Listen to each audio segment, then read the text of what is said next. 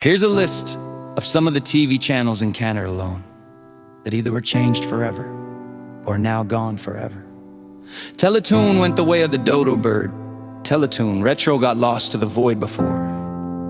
Teletoon got taken out. Much music got changed to much which has absolutely nothing to do with any music. Much more music got swallowed up by the void CMT, which for those who don't know stands for country music. Television pretty much has nothing to do with any country music anymore. Action went poof and disappeared. Scream got changed to Dusk, which doesn't exist anymore. Discovery Kids got banished into oblivion. BBC Kids vanished without a trace. Comedy Network got changed to CTV. Comedy Channel, that channel is next to nothing on it anymore. That's just 10 examples of TV channels just from Canada alone that either changed forever or got forever silenced. Now why is this? I mean, sure, you could blame it all on the rise of streaming sites, but that's too easy. Plus, a lot of streaming sites dropped a lot of content to make their own. So you'd have to subscribe to 15 to 20 just to get all of your favorite shows and movies. Then there's the little fact that we really don't get that many in Canada anyway when it comes to streaming. Do you want to know what I think? I blame it on the Canadian Media Act, or the Canadian Broadcasting Act, or whatever it's called. Before that literal law was made, the Canadian TV channels, radio stations, etc. could play pretty much whatever they wanted. I mean, if they got the licensing or who gets paid what, or whatever all figured out. But what that damn law does is it makes it so close to 50% of the content or more literally needs to be made in Canada by Canadian actors or singers or whatever. If it's on a website, or if it's straight up as a website, then the website's creator has to constantly show a bunch of stuff to prove to the universe that they're Canadian. Which, in all honesty, is probably at least one of the reasons why a lot of Canadian YouTubers have moved to the USA. Matthew Santoro, Molly Burke, Naomi Melanie, Lena Nage, Rob Dyke, Nicole Arbor, just to name a couple more than a few. Whether it's part-time or it's straight up full-time living in America.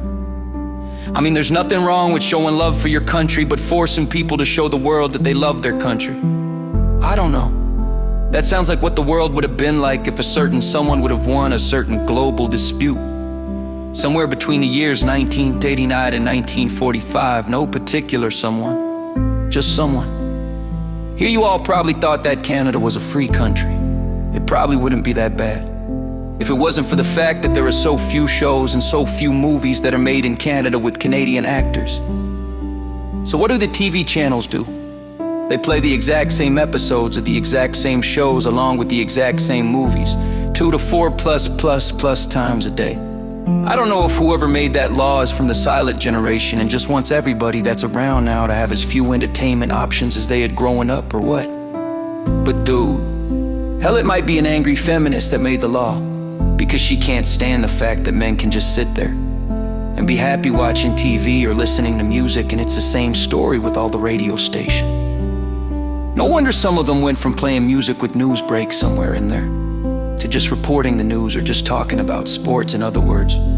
Just like the Canadian TV channels, all the Canadian radio stations had to either switch to at least mostly, if not all, Canadian music or say their final farewells of their good Canadian singers and good Canadian bands.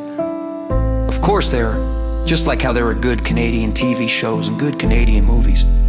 But there are good singers and bands that are from other places too. Same with TV shows and movies. I don't want to sound like one of those old farts, but when I was a kid, Canada had a bunch of different cultures that we could watch, listen to, and learn from. We had Canadian movies, music, and shows. We had American movies, music, and shows. We had British movies, music, and shows. We had French movies, music, and shows. We had Spanish movies, music, and shows. We had Chinese movies, music, and TV shows.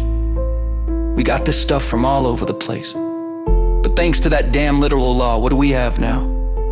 I'll end the rant by saying this to whoever decides this stuff for Canada. This question should at least get you to think for a few seconds, if not straight up get your head to explode and get your brain to melt. Do you really want Americans to be the tolerant and accepting ones? Because it really seems like America's the country with a ton of different types of people and of course different cultures right now. I mean, as long as we're talking about actual American citizens, I'm just saying. Literally all that you need to do is just get rid of that one law. It isn't hard.